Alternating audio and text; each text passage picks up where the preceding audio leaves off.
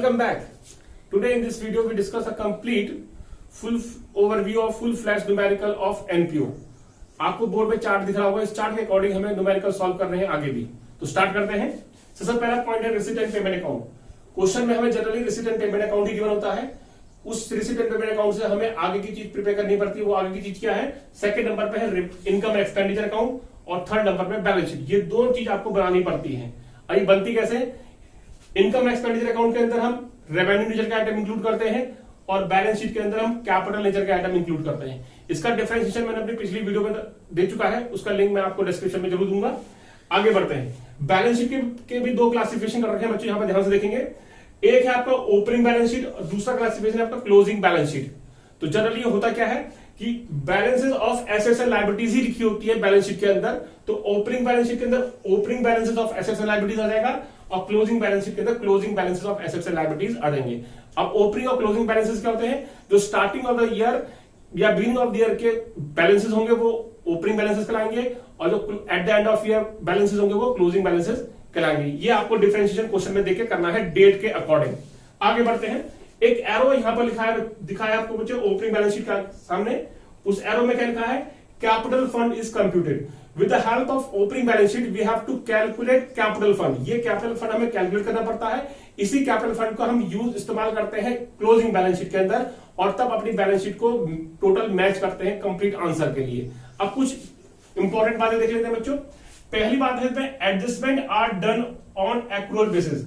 जैसे कि हम 11th में फाइनेंशियल स्टेटमेंट करते थे कि स्टेटमेंट करते थे, उसमें एडजस्टमेंट का रोल होता था, वही रोल वही इंप्लीमेंटेशन यहां भी होना है।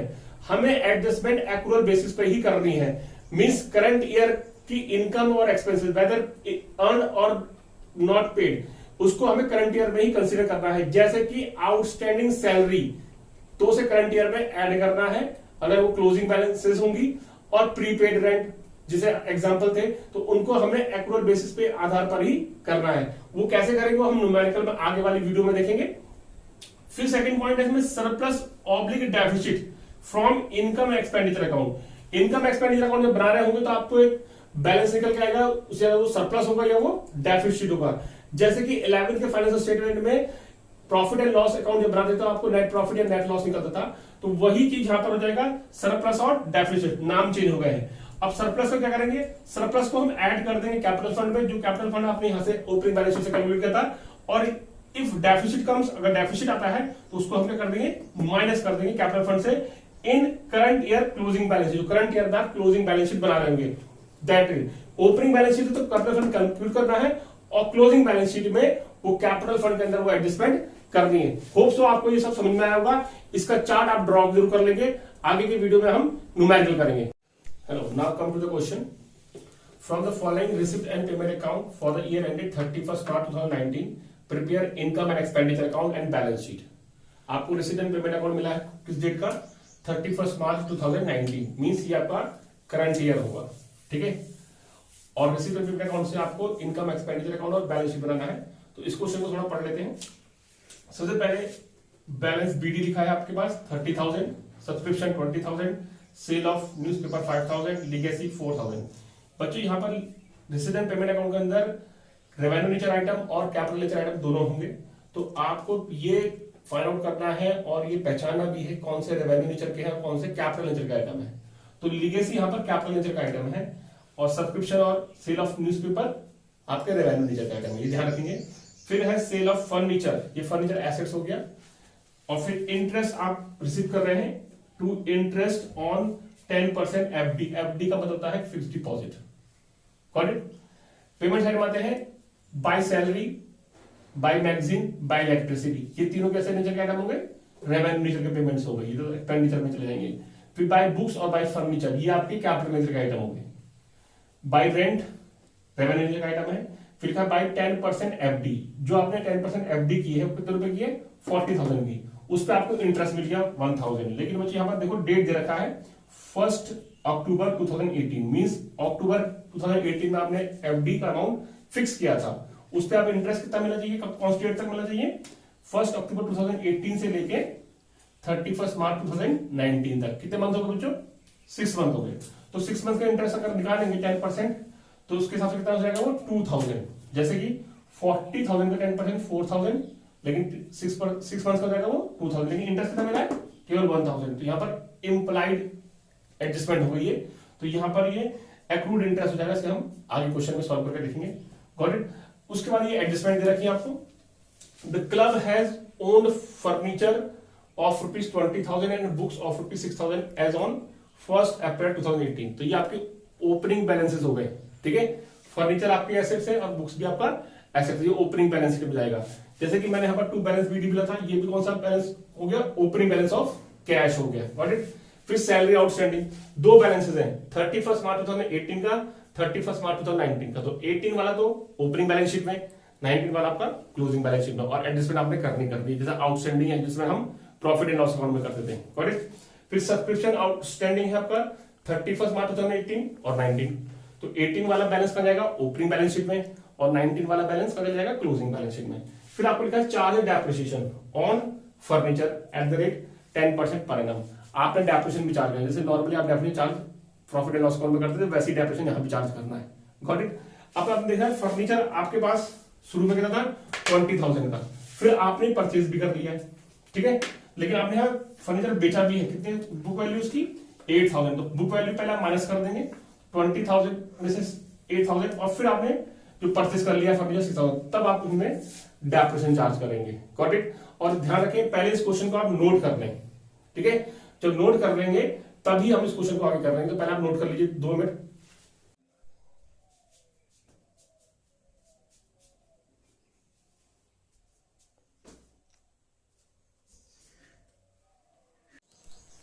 ओके, आपने क्वेश्चन नोट कर लिया होगा पेपर में, जैसे मैंने नोट किया है, तभी अब हम क्वेश्चन स्टार्ट करेंगे। क्वेश्चन स्टार्टिंग में सबसे पहले हमने ओपनिंग बैलेंस शीट बनानी है, balance sheet as on 1 April 2018।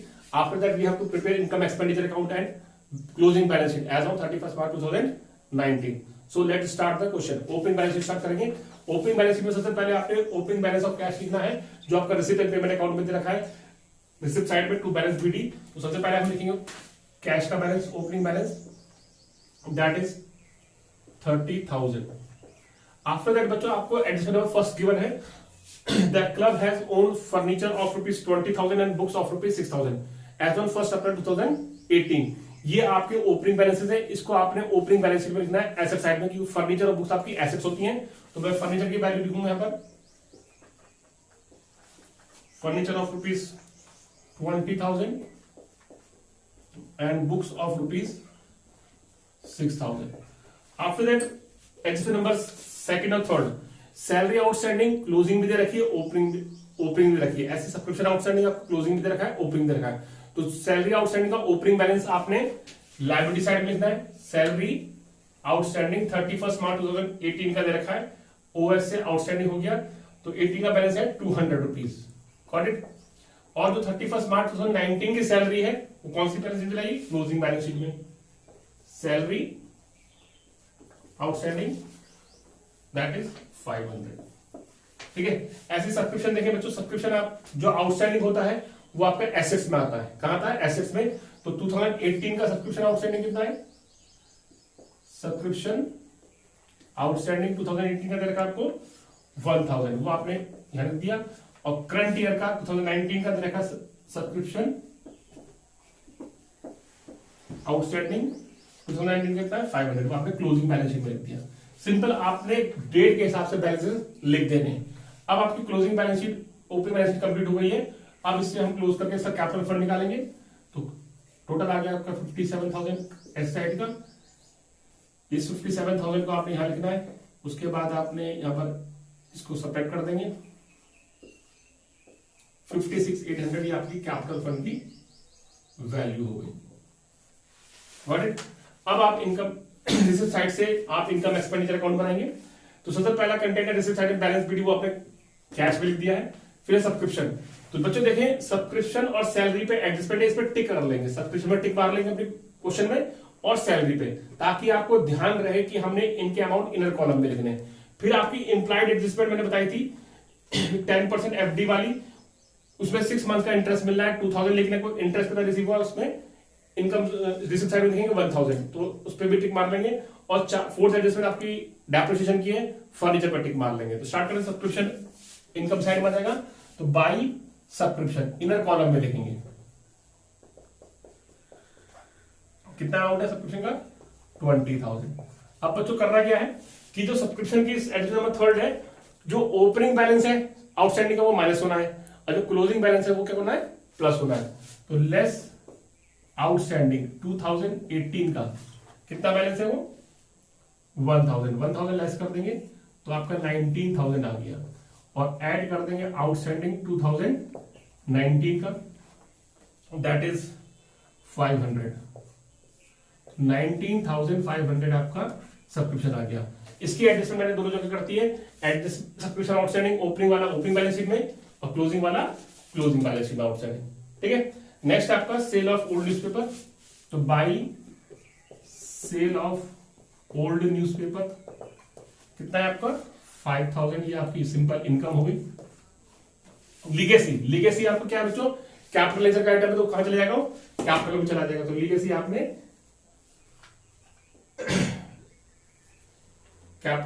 Liability side में दिया 4,000। ठीक है, उसके बाद सेल ऑफ फर्नीचर। अब फर्नीचर आपका एसेट्स है तो उसको हम कहां शो करेंगे? एसेट साइड में शो करेंगे। लेकिन बच्चों यहां पर बुक वैल्यू दे रखी है, क्या दे रखी है? बुक वैल्यू 8,000 बुक वैल्यू है। आप फर्नीचर बेच रहे हैं 7,000 है, तो 8,000 का फर्नीचर आप 7,000 में बेच रहे हैं तो आपको नुकसान हो रहा है। उस लॉस को रखेंगे आप एक्सपेंडिचर में, to loss on sale of furniture, that is 1,000। कैसा है बच्चों? बुक वैल्यू 8,000 थी, उसमें से आपने 7,000 सेल वैल्यू माइनस कर दी तो आपको 1,000 का लॉस हो गया। इंटरेस्ट इसी करेंगे एफडी पर 10%, तो बाई इंटरेस्ट रिसीव्ड 10% एफडी पर कितना रिसीव करें? 1,000। अब बच्चों इसको मैंने इनर कॉलम इसलिए लिखा है कि आपकी पेमेंट साइड में जो एफडी की वैल्यू है 10% जो एफडी आपने मेड करी है 40,000 की, वो 1 अक्टूबर को की है। ठीक है, 2018 में, और ईयर एंड हो रहा है आपका 31 मार्च 2019 में। तो 1 अक्टूबर से 31 मार्च तक आपके कितने मंथ हो गए? 6 मंथ हो गए। 6 मंथ का आपको इंटरेस्ट मिलना चाहिए। तो 40,000 में 10% 6 मंथ का इंटरेस्ट हो जाएगा आपका 2,000। कैलकुलेशन आपकी फास्ट होनी चाहिए क्योंकि आप 12th में पढ़ रहे हैं। तो 2,000 इंटरेस्ट में चाहिए, लेकिन इंटरेस्ट कितना मिला केवल आपको?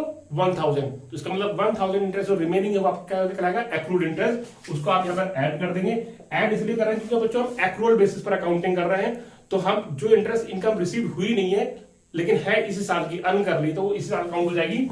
यहाँ लिखेंगे add accrued interest, that is 1,000। Total आ जाएगा यहाँ पर आपका 2,000। बात समझ गया बच्चों पे? फिर ये एक्रूड इंटरेस्ट आपकी एडजस्टमेंट है। एडजस्टमेंट हमेशा 2 जगह होती है, तो सेकंड इंप्लीमेंटेशन आपका इसका एसेट्स में आ जाएगा, accrued interest that is 1,000। Got it? आगे चलते हैं बच्चों। हमारी रिसिप्ट साइड कंप्लीट हो गई, आप पेमेंट साइड में आते हैं। पेमेंट साइड में सबसे पहला कंटेंट है आपका सैलरी। सैलरी पे एडजस्टमेंट है, तो सैलरी आप इनर कॉलम में लिख लेंगे पहले। सैलरी कितनी रुपीज आपकी? 3,000। अब एडजस्टमेंट वही है कि जो ओपनिंग आउटस्टैंडिंग है वो प्रीवियस ईयर का होगा तो उसे माइनस करेंगे, जो करंट ईयर का आउटस्टैंडिंग वो इस साल की आउटस्टैंडिंग है तो उसे प्लस कर देंगे। तो यहां लिखेंगे लेस आउटस्टैंडिंग 2018 का, दैट इज सैलरी आउटस्टैंडिंग 200। पहले से सेपरेट कर लेते हैं, ये आपका 2800 हो जाएगा, और ऐड कर देंगे आउटस्टैंडिंग 2019 का, दैट इज 500। कितना हो जाएगा आपको ये? 3,300। Got it? उसके बाद कंटेंट है आपका मैगजीन। मैगजीन आपका सिंपल एक्सपेंडिचर हो गया, यहां पर लिखेंगे to magazine, that is 1,000। After that electricity, simple expenditure, that is 1,000। उसके बाद लिखा है बुक्स। तो बुक्स बच्चों आपका कैपिटल एक्सपेंडिचर तो एसेट्स में जाएगा।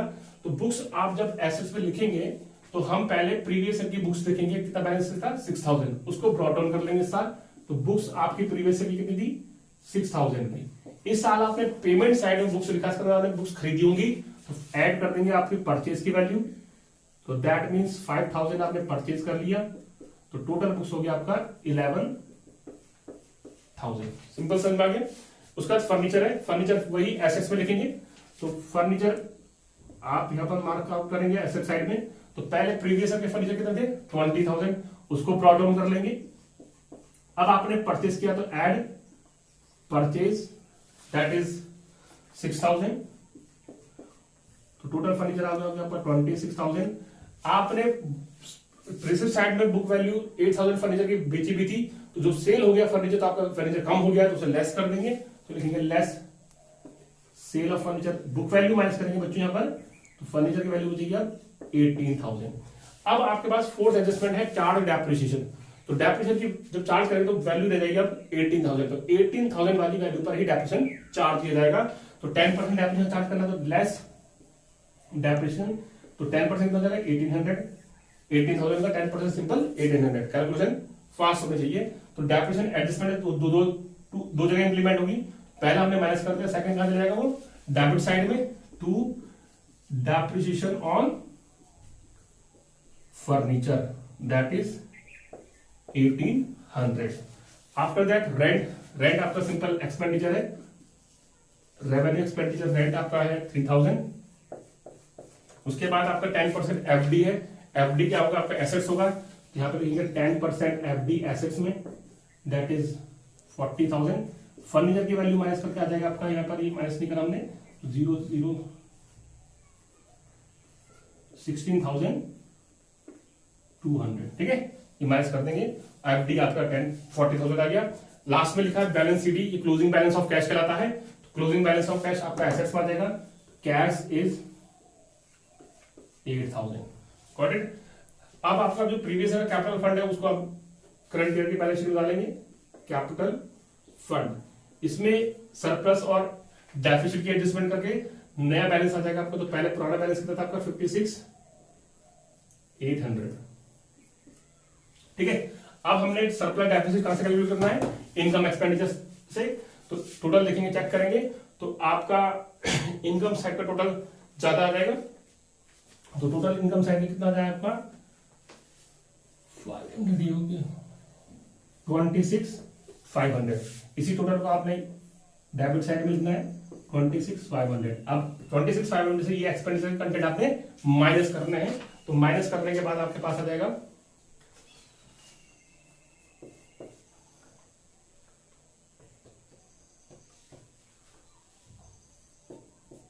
15,400, ये आपकी सरप्लस की वैल्यू हो गई, टू सरप्लस। अब इस सरप्लस को क्या करना है, आपने कैपिटल फंड में ऐड करना है। जैसे आप 11 से प्रॉफिट एंड लॉस अकाउंट बनाते थे, तो एनपी क्या करते थे, कैपिटल में ऐड कर लेते थे। ये आपका सरप्लस है, तो ये कैपिटल फंड में क्या हो जाएगा, ऐड हो जाएगा, तो ऐड सरप्लस। सरप्लस कितना आपका 15,400 ऐड कर लेते हैं।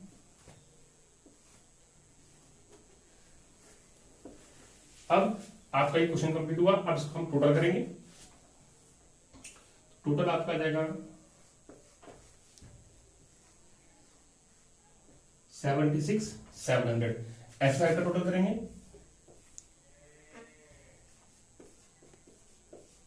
76,700।